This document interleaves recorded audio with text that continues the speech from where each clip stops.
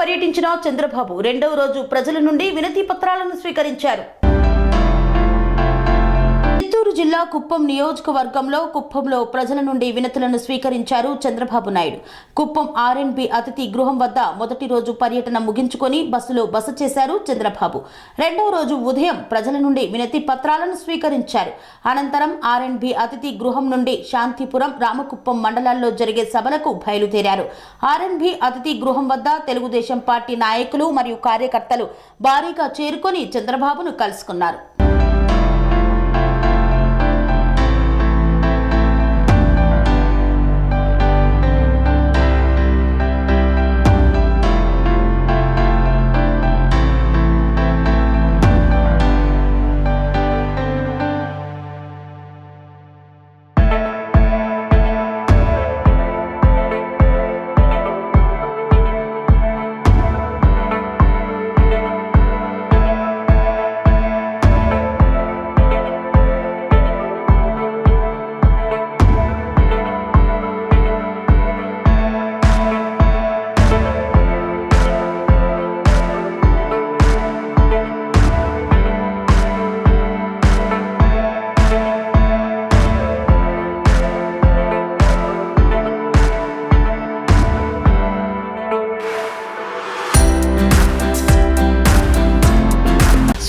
బోధానంద గోసేవ ఆశ్రమం సైథాపూర్.